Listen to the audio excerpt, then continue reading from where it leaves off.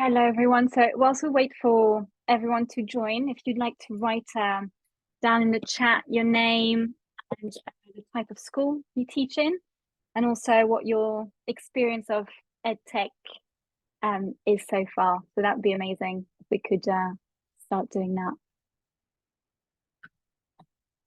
I'll just wait another 2 or 3 minutes for people to join.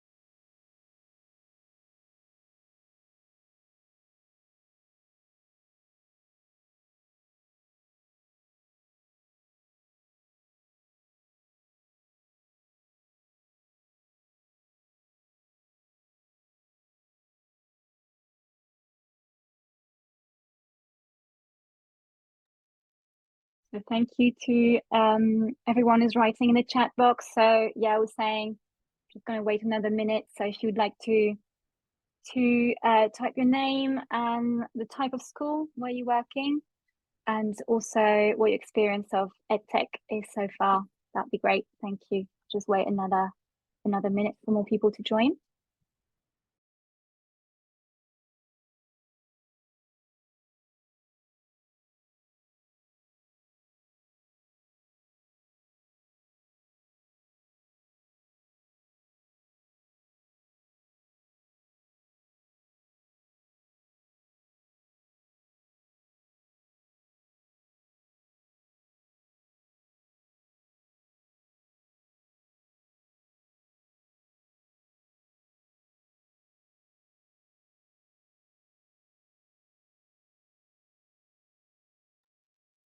Thank you, Arena, Stanley, Emma, for sharing.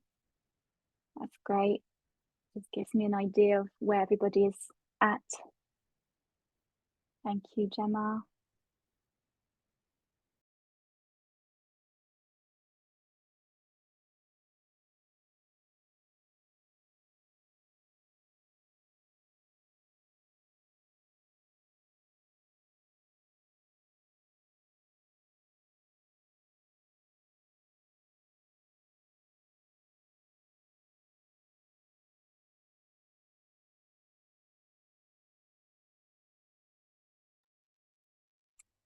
Brilliant.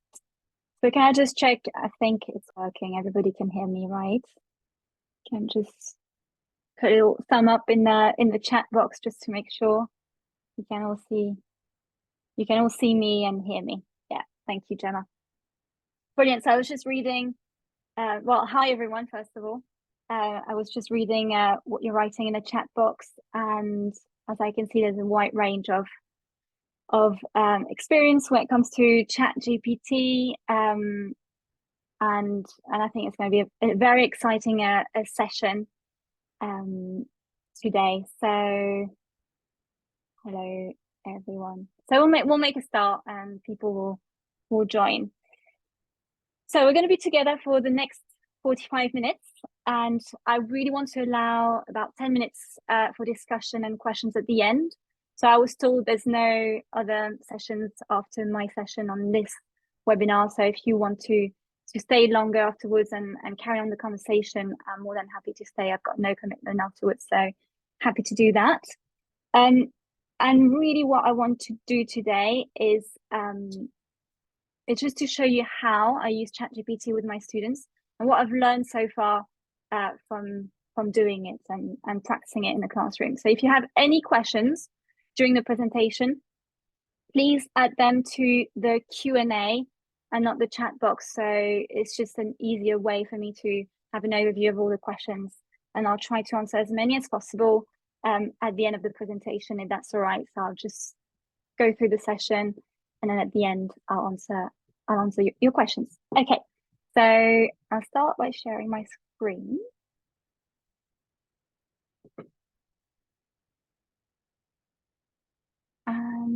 if I can just check with the chat box that you can see my screen.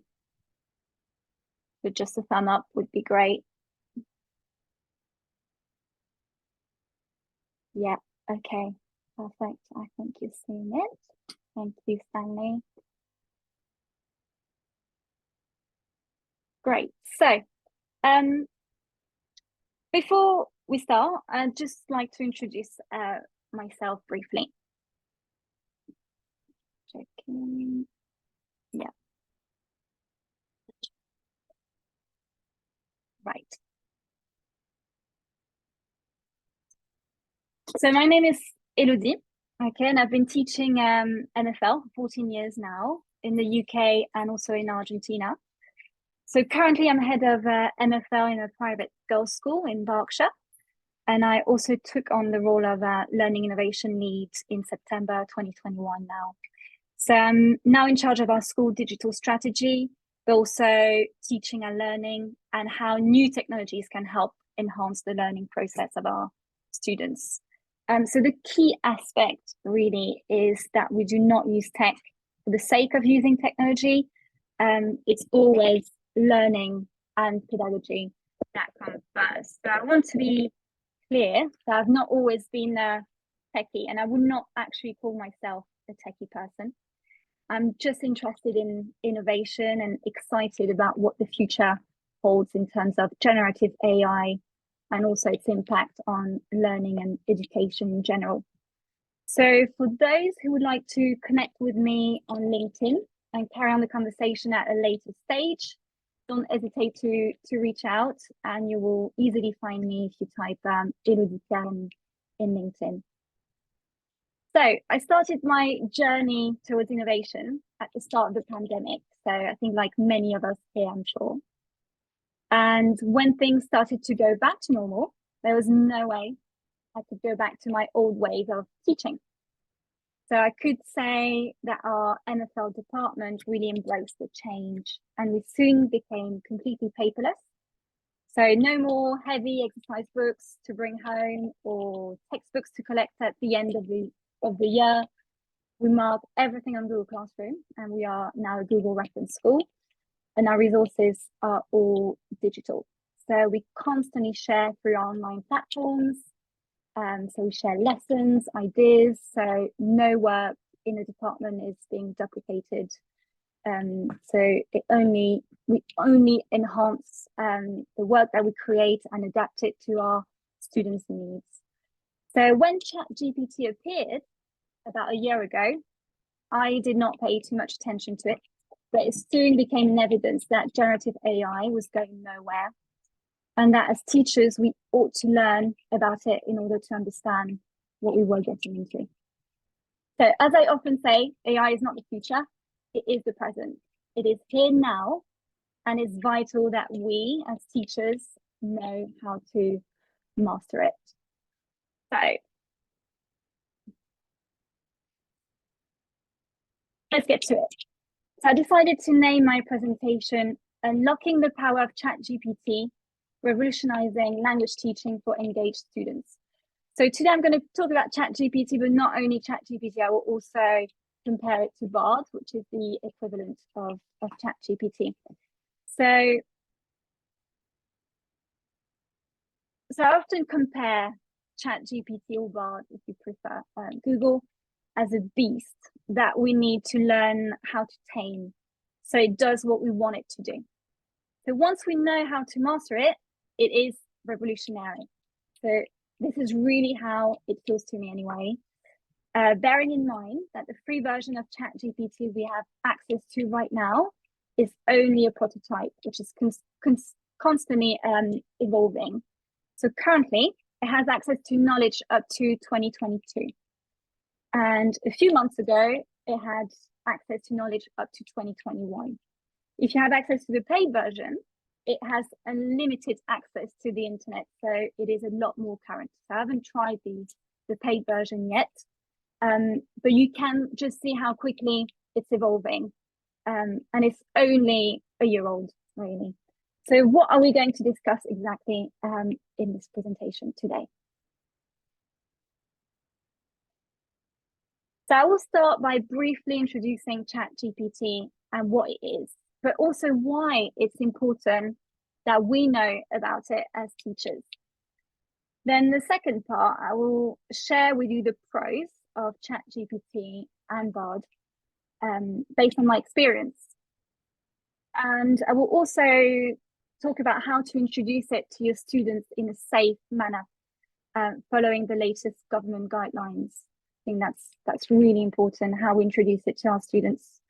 And finally, and this is the exciting part, and I want to spend most of the time today on this, on that session 4. I want to show you how I use it with my students and how you can become an expert prompter. So we'll go on to ChatGPT and Bard, and I'll show you precise examples of how you can use it in the classroom and how I use it. Okay, so let's get started. So what are they? ChatGPT and Bard are what we call AI language models. So ChatGPT was developed by a company called OpenAI, and Bard was developed by Google. So they are helpful tools that generate text-based answers with the aim of sounding human. And that's where the danger can be sometimes, is that they don't necessarily want to tell you the truth. They just want to pretend that they sound human. That's the main objective.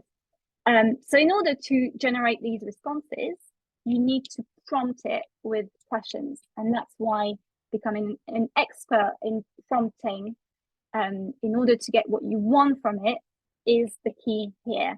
And I will show you later how to prompt. So really, everyone can access ChatGPT. It's completely free. You only need to register to the platform online. Something important to bear in mind when working with children is that it is only accessible to children who are 13 and over. So it's actually illegal for a language model like ChatGPT or Bard to have a child registered on their platform who is not 13. So they shouldn't have an account if they're not 13.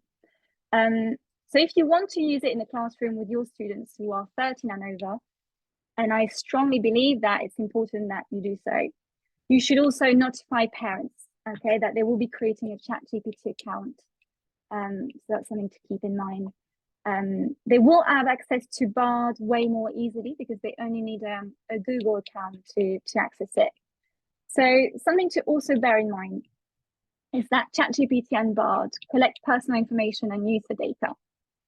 And this info is used to improve the system, but it can also be shared with third parties for things like advertising.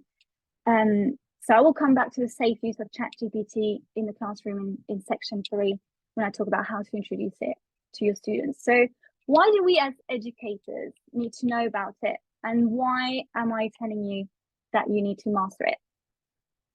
Well, here is why. So the UK is one of the leading countries when it comes to AI. Millions and millions are being invested currently in beating the competition on the AI market. So our students need and will need AI skills when they enter the job market. That is undeniable. And it is then our job to teach them those skills so they are ready when it comes to it.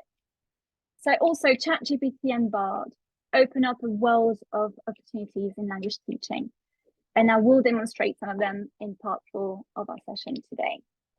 So how are they going to help us teach languages and enhance our students' language learning? So we can teach more effectively, engage our learners, and help them improve without always being there. The ChatGPT has the potential to turn itself into a language tutor or even a pen friend if you ask it to be. So indeed, students can interact with the tool to improve their communication skills. They can get live feedback on their work, translate words and text accurately, have difficult grammar points explained to them in a way that is easy to understand. All these features help them develop their language skills more efficiently. And I'm not even going to start explaining how they can help you as a language teacher to reduce your workload or even tailor your lessons to individual students' needs. That would be another 45-minute session or more even. So now you are going to ask me, where is the research to back this up? How do you know? Of course, it's really hard to know the impact of ChatGPT and Bard on students' learning, as it is really new. But like every tool, you should always pilot it with a class, and this is what I suggest you do. So it's not about using it for each single activity that you do with all your classes. If you're willing to give it a go, start with one class, I'd suggest, and measure the impact of the activities you do with formative assessment. And when it comes to learning vocab or understanding a grammar point, you can easily measure its impact with a summative assessment. So you could ask half the class to learn the vocab without ChatGPT, and then the other half with ChatGPT, and you measure the results. The following week, you can do the opposite, and I will show you in a bit how you can use ChatGPT for vocabulary learning. Now, important question, how do you introduce ChatGPT and Bard to your students? Okay, big warning sign. First of all, it will start at the school level. So your school needs to have a discussion as to the use of AI and ChatGPT in the classroom. So I would strongly recommend drafting a school policy on the use of AI and a student code of conduct. So as with any online behavior, students need to understand that safeguarding their personal information and respecting privacy of others is paramount. Okay, they should not use ChatGPT or other AI technologies to harm, bully, or discriminate against other students. They should be using critical thinking when using the tools. So challenge always the accuracy of the information they receive by cross-referencing with other credible sources. As I said at the start of the presentation, the objective of ChatGPT and Bard is to sound human, not to give you accurate answers. That was not its prime objective. It's slowly changing, but it will want to be human before it gives you an accurate answer.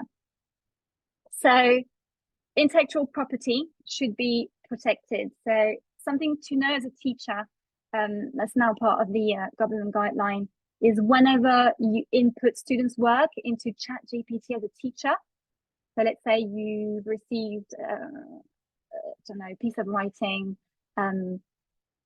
you need to ask permission from the student because that's their intellectual property that you're putting in ChatGPT. And as I said before, ChatGPT can reuse anything that you are inputting in it. So, and never putting the name of students or anything that could relate you to your school. That's also something to keep in mind.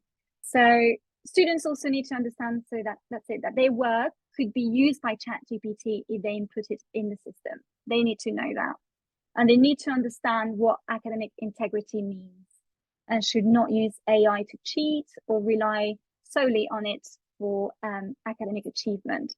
So for all these reasons, it's important that we teach our students how to use ChatGPT and Bard responsibly. So with respect of others and with academic integrity. So conversation needs to take place with the teachers and students before introducing it. And a code of conduct needs to be signed by the students before you start using the tool. Teachers need to be upskilled and trained on how to use the tool safely beforehand. So that would be my recommendation of ideally how to introduce it. And as I mentioned before, it is a beast that can harm if it's not used properly, but it is revolutionary. It can be amazing if you know how to control it. So now, once we've had the conversation with your students, you've upskilled yourself, you know how to use it properly, and they know what the expectation is for your students, time to have some fun. So for this part of the session, I'm going to close the presentation and I'm going to move on to ChatGPT. So I'd suggest if you have ChatGPT at home and it's open on your computer, feel free to have a go and do one I'm doing there. I'll just check if I've got a message. Okay, thank you, Lily, for your comment. So yeah, let's have some fun. Oop, not yet. I'm not at the end. So just a little thumbs up if you can see now ChatGPT on your screen. Which is right. A little thumb up in the chat box. Yes, then you have thumbs up. Brilliant. Excellent. Thank you. So first thing we need to know is that ChatGPT is multilingual. So you can speak to it in any language that you want. So if you want to research in French or in Spanish or German or any language, you can talk to it in that language. So I'm going to give you different roles of ChatGPT, and we'll start by ChatGPT as a translator. So let's say you set your GCSE students translation. I'll use French today. French and Spanish teacher, but I'll use French as an example. And let's say you gave that translation on Word or Google Docs, and your students have attempted the translation, and you're going to give them a prompt to put into ChatGPT. That's going to look like this. So I'm just going to copy paste it, and I give you a bit of time to read it. Okay, so I'll just let you read it.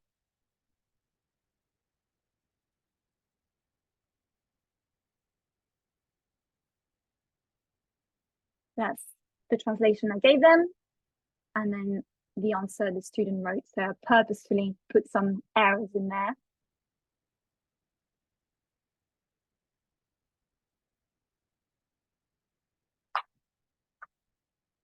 Okay, so what I'm going to ask ChatGPT is to help me improve it without giving me straight away the answers. So let's see what it comes up with.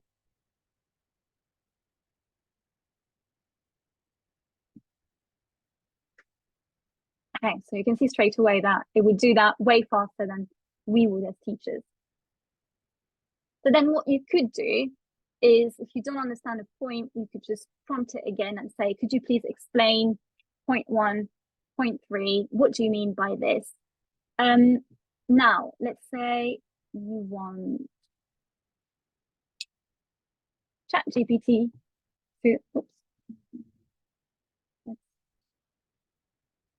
to correct each single mistake, but I want it to explain why this is incorrect. So it's correcting everything here. And I'll let you have a little look at what it does. So if we take one example.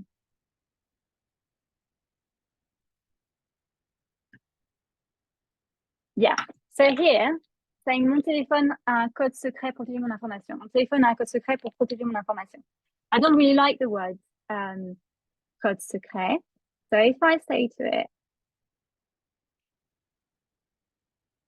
my teacher tells me that code secret is not the correct translation. Can you help and explain why my teacher is saying that? Certainly. Your teacher's correct, I like that.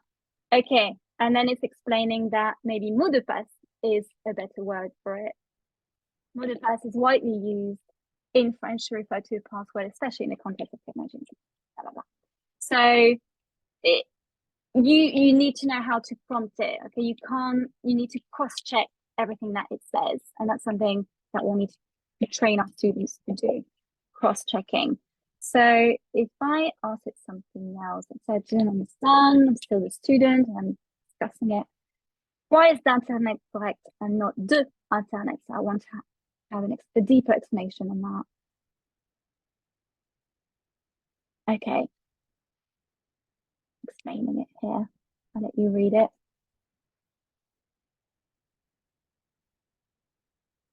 Okay, it's pretty good explanation.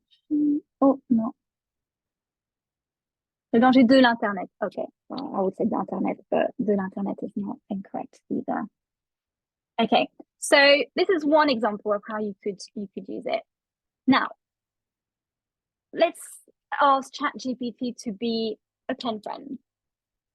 So my next prompt is going to be this.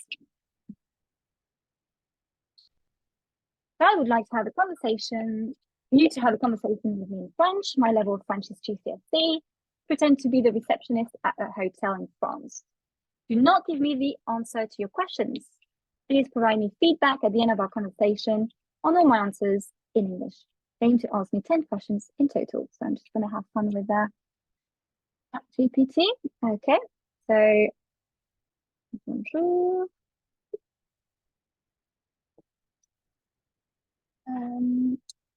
Vous êtes une chambre. Okay. One.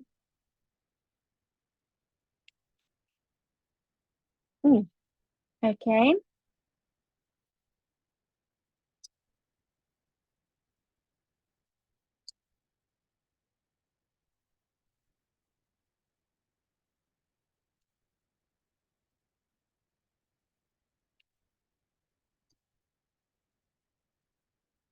Allez-y. Okay. Here, it's actually asking for personal information. So again, that's about training your students to say, no, c'est personnel. Okay.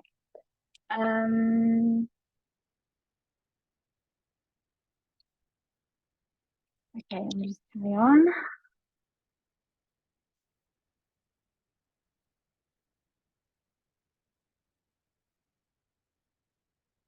I'm going to ask you, yeah, restaurant.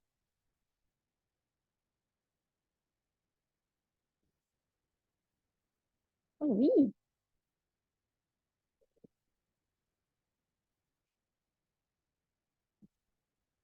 If I say, for example, let's see what it's going to say. If I say Sandy, not answering the question at all. Okay. Please repeating the answer. Autre personne.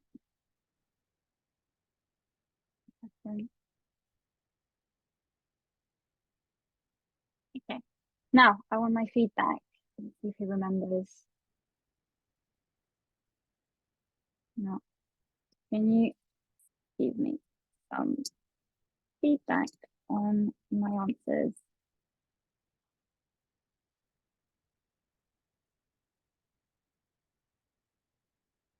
Okay, so ChatGPT likes to be very positive. Now, let's say we know it wants to be positive because it always wants to please you. So how can I improve my answers? Give me 5 tips. Found vocabulary, verb conjugation, politeness. Okay, so it's giving actually some examples. Okay, now let's say that we've reviewed, because obviously we are in the classroom, this could take place in the classroom in front of you. You could have the students actually reading this out loud, so you could hear them having a conversation with ChatGPT. They're typing, so they practice writing, and they're practicing speaking at the same time. Now, let's say you've given individual feedback to students, sorry. I say, my teacher says I should practice asking you questions, but I don't know how to ask questions in French. Can you help? This is often something students struggle with in French, I mean, in languages in general. Okay, so it's actually explaining some questioning, okay. Right, and then you could just ask some follow-up questions if you weren't happy with that prompt. Most of the questions that were asked were closed questions. So I want some open-ended questions. So can you ask 2 additional questions in French? Okay, good. So these are more open-ended questions, and then feel free to respond to these questions. I'll provide feedback. So it's really turned into a pen friend, but also a tutor, I'd say, more than a teacher. Okay, now ChatGPT as a grammar teacher. Let's see what its knowledge of grammar is like. So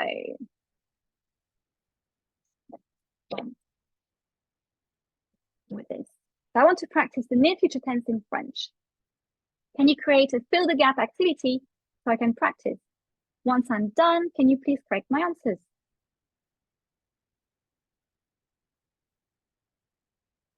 Okay, so I didn't ask it to explain how to form the near future tense, so he expects me to know.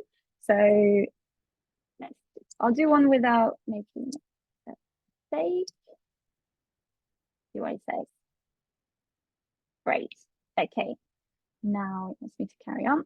So I'm going to make a mistake. Let's see what it says. Good effort. No, that's not right, is it? If I say that.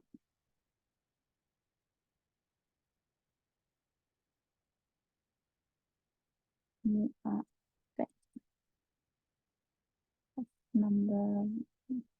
Confused now. Well, you see how we need to cross-check. My teacher says it is wrong and not the near future tense.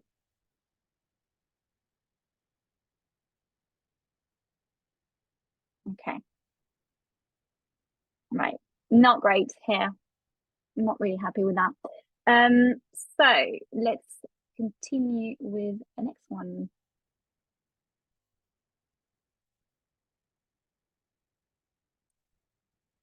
My teacher corrected the spelling of this verb in class today, but I do not understand why. Can you help? So, nous mangeons, she said the correct spelling is nous mangeons. Why do we need to add an extra E? Teacher's correct, okay.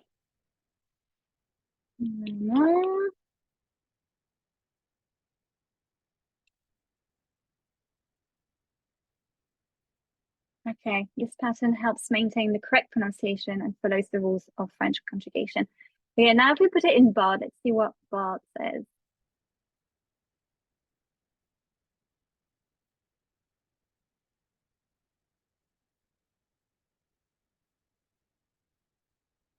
Okay, so Bard is actually helping me pronouncing it.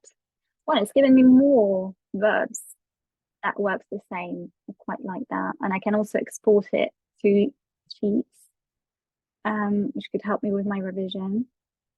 But actually, in this case, Bard is a little bit better. Could have tried the near future tense question actually with Bard instead of ChatGPT. So let's keep Bard and ask something else and grammar. Can you explain how to form the past tense with avoir in French and create a fun activity for me to practice it afterwards? My teacher told me to focus on regular verbs with avoir.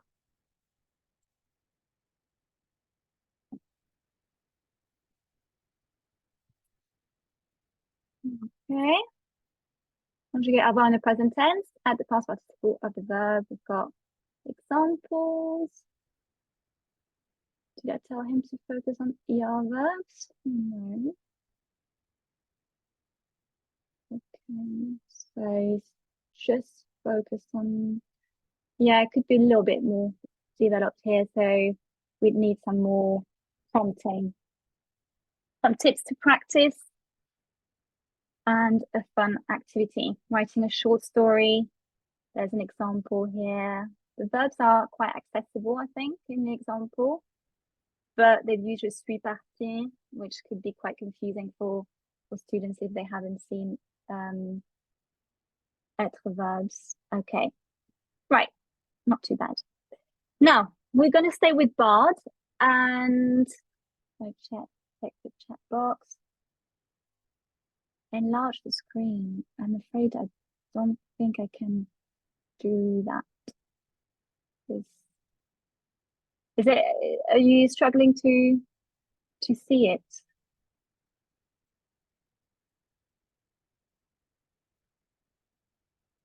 I'm just going to keep the chat box open. Sorry, I can't really enlarge the screen, otherwise you wouldn't be able to see the whole thing. Okay, I'll keep going. So Bard as a YouTube researcher. What's good with Bard is that it has access to the web, whereas ChatGPT doesn't. So if we want, I need to learn the present tense of the verb vouloir in French. Can you find me a YouTube video on it?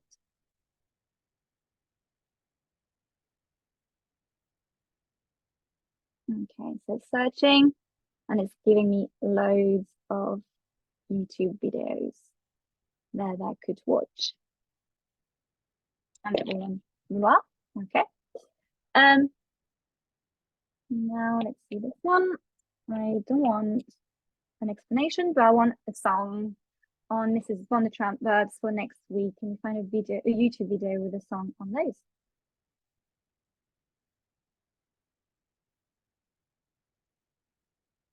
Okay, I think they are all songs. Yeah.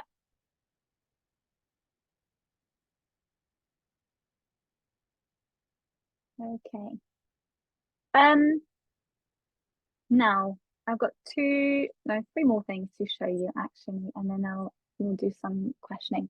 So Bard is a learning teacher. So what I mean by that is if I prompt this, okay, I need to learn all the endings of vouloir in the present tense for next week. I'm really struggling. What can I do?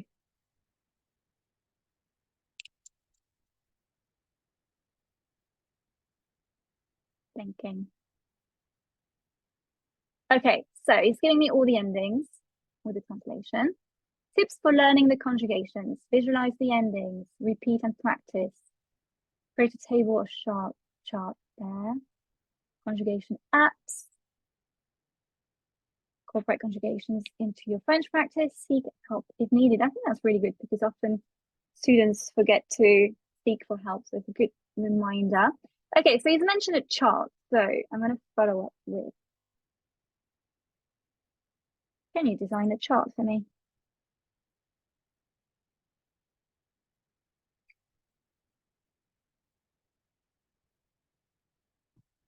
Thinking. Okay. What's going on there? Not the right ending. Yeah, so I would get rid of that ending column to make like an outfit to do that.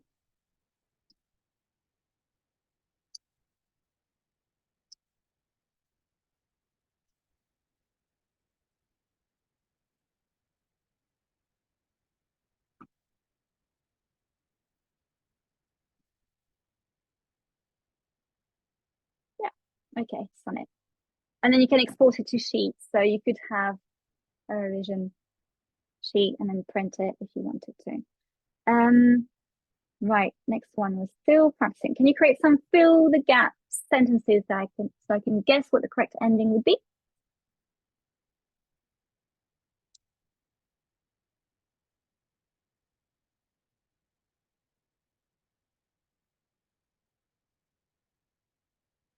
Okay, so it's giving you the correct answers underneath. So maybe I should have told it not to give me the answers underneath. Okay, not bad. I haven't checked everything, but I don't think there's any mistakes there. Right, now I want it to help me. Can you find some flashcards online of the verb vouloir?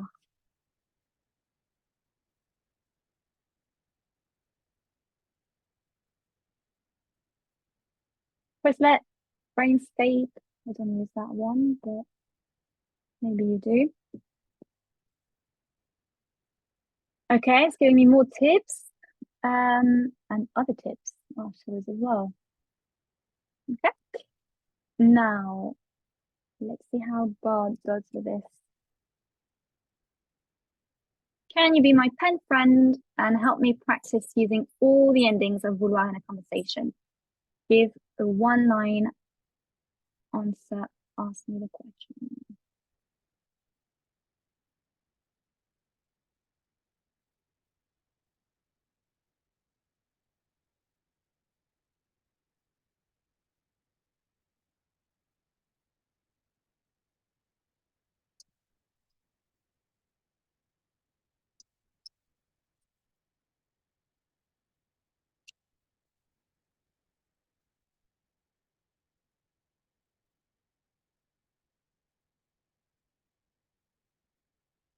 Okay.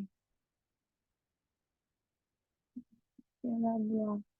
Right, just a bit hit and miss this one. Right, something else. If How can I practice my French pronunciation online? See what it comes up with.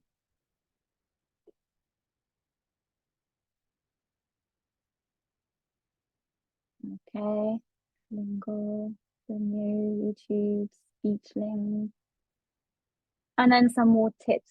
Now, I usually use Google Translate with my students to practice French pronunciation. So let's see if we can give me some ideas on how to use Google Translate to practice French pronunciation.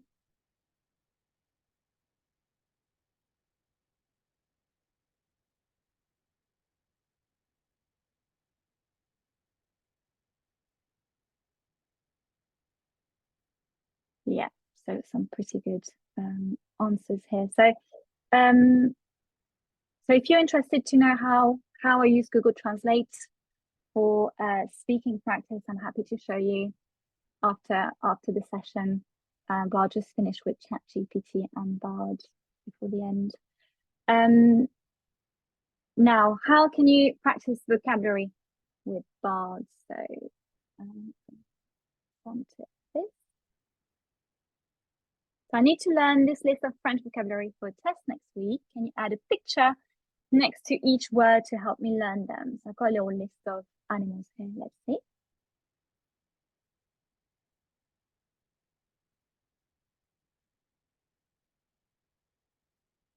Okay, goes done pretty well. And then I ask it, can you help me learn them?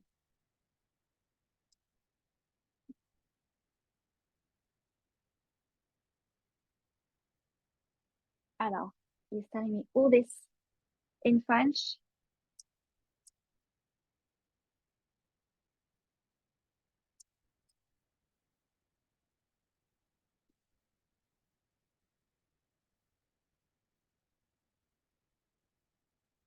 Okay.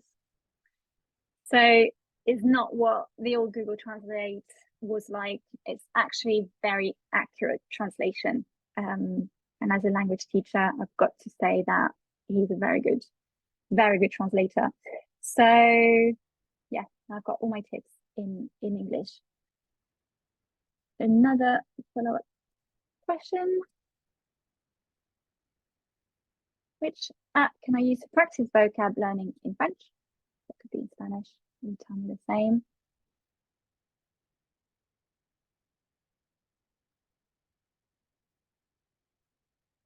Okay, Memrise. Anki, I've never seen that one before. Okay, and make it fun, set realistic goals. Don't be afraid to make mistakes. I think these are all good advice here. Now, last one, how to use ChatGPT or Bard as a source or a book researcher.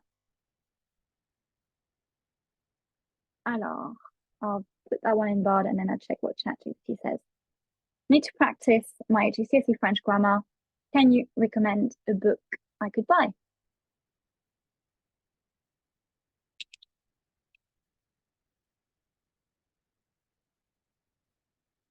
Okay, Yeah, I've got a list of books, and I think I can click on the link and it will take me straight away to the book. And the last prompt, and then I'll finish on that. I just started learning French. I am 13 and I would like to start reading some French books. Can you recommend some?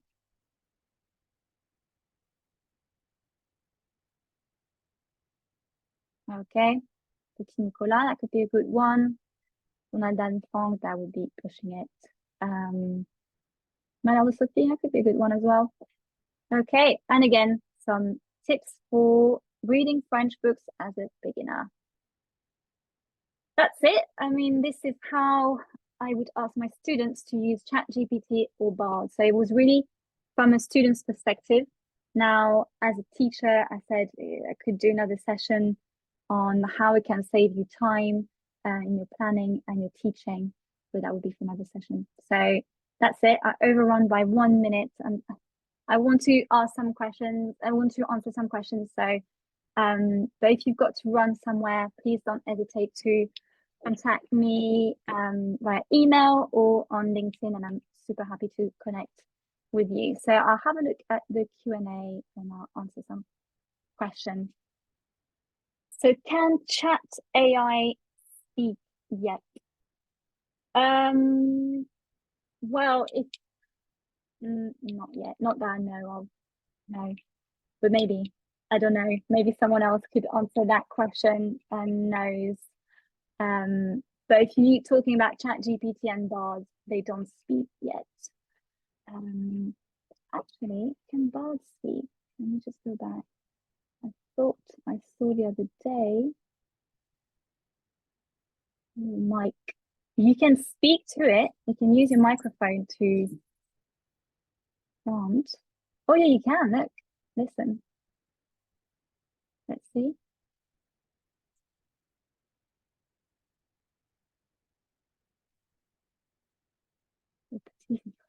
Okay, well, French pronunciation is not great. Let's see if there was something in French. So it can actually speak to you.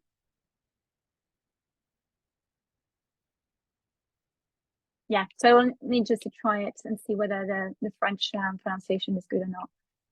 Can you add a level to A2, B1, year 8, year 11? You can set, yeah, you can say, could you please explain me these grammar points as, I would say, as a beginner or as an intermediate, or could you please re-explain this difficult concept as if as a for a 13-year-old? You can do that. I'm not sure they would recognize A2, B1, but probably. I just need to try it. Some of the answers, grammar explanations in ChatGPT are harder than the target language. Can you advise? Can we ask ChatGPT to simplify its English for lower? Yeah, you can. 100%. You say, I do understand that. Can you please simplify the language? I guess Bard does not screen YouTube videos, so it might send one. Yeah, 100%. Always cross-referencing what you have, what it gives you. It just wants to please and to appear human. So it's not always accurate. That's why really you always need to tell your students, please cross-check, have Google search open on the side. Don't take everything it's telling you for granted, but it's not always correct. Asking someone, yes, so asking someone to be a pen friend could open up safeguarding issues. What are your thoughts? This can be monitored in class, but you can't look at all student screens. It can be monitored outside. So in terms of ChatGPT and Bard, there are a lot of it is blocked, so they would not get involved in a safeguarding issue. And of course but also always check. Yeah, it's got to be monitored. I would say each time they're using ChatGPT, you would need to be there, but it would depend what the student is asking. Obviously, if you're asking for a role play, when you want to book, I don't know, a restaurant, or but yeah, there are safeguarding issues involved. I know it's happened with Snapchat and the AI there, but I know that ChatGPT and Bard do block a lot of things, and you can always report it if that comes up. How do you navigate copyright issues with ChatGPT and Bard? So do you mean, Gemma, by the type of answers they're giving you? You want to put it in the chat box, maybe, Gemma, if you want to explain to me what you mean by the copyright issues. That you're saying that ChatGPT will copy answers that they find on the web.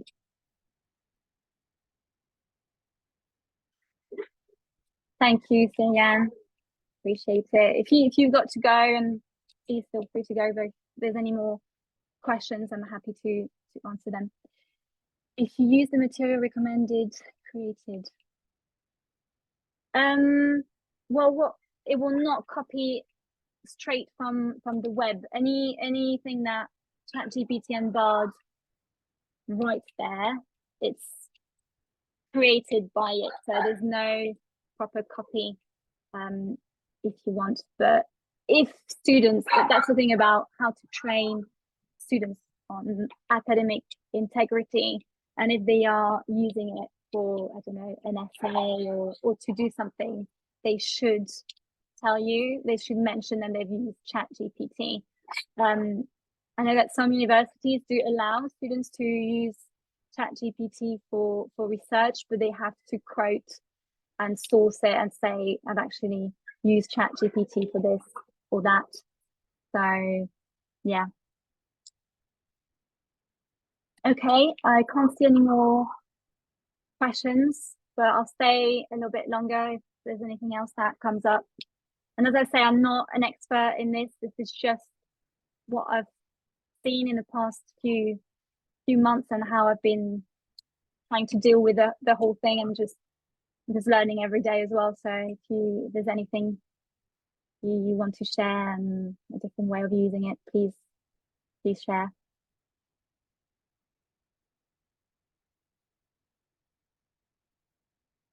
Thank you. Yeah, sure, Lily, if you want to connect on LinkedIn, that'd be great. Thank you, Janet.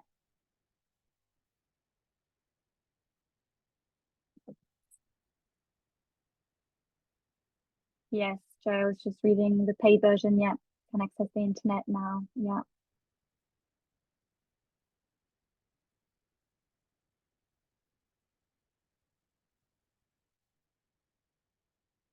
Thank you, Gemma. Thank you, Sayan.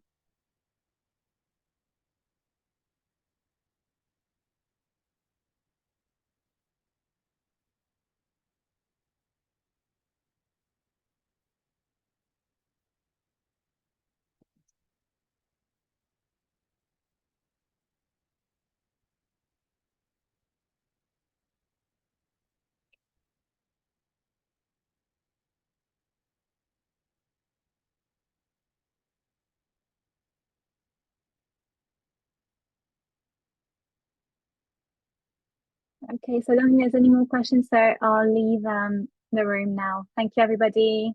Bye.